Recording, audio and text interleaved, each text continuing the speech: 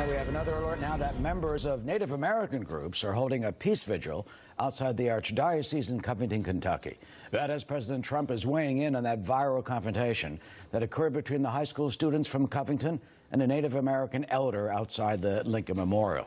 And we're now learning about safety plans that are in place at the Covington Catholic High School where those students attend. After those students in that video, they say, were threatened.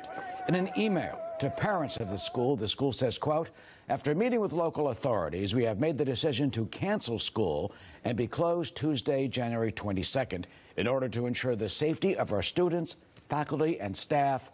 Doug McCowie, live in Covington, Kentucky, with more on these developments. Hi, Doug.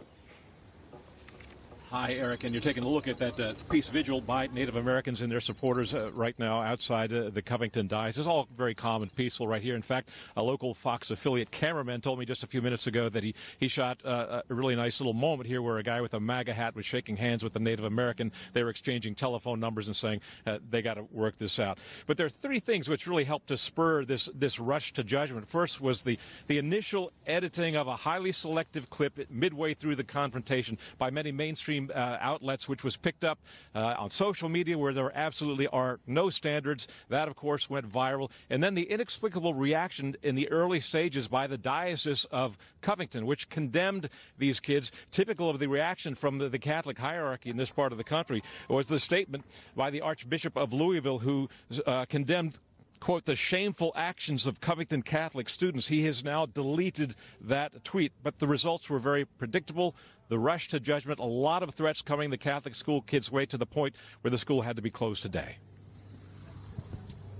There have been many threats against our lives, against our parents. Some of these threats include that we should all be locked in the school and it should be burnt to the ground, the school being bombed, school shooting threats.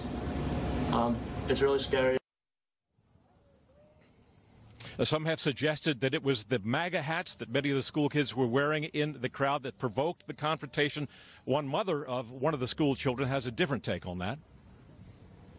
I think that was one of the reasons they were targeted, and I think they were also targeted for what they stood for, which is Christianity, the right for life, and they were singled out, and I believe partially because of the color of their skin they were targeted. Alternative videos now out there suggest that another group of kids, young African-American youths who go by the name of Black Hebrew Israelites, were taunting the Covington students with homophobic slurs and other vile slurs. Then entered Native American Nathan Phillips, who approached one of the kids, Nick Sandman, pounding his drum from just inches away. That was the standoff, which went viral. Sandman has been accused of smirking at Phillips, but in a statement he said, and I quote, "I believe that by remaining motionless I was helping to defuse the situation. I realized that everyone had cameras and that perhaps a group of adults was trying to provoke a group of teenagers into a larger conflict." Among those coming to the defense of the students right now, the President of the United States, Senator Rand Paul, and the local Congressman Tom Massey, who said that when even taunted by homophobic bigots, which was obviously bewildering to them, the children insulted no one. Back to you. Yeah, it seems like such a shame. Doug, thanks.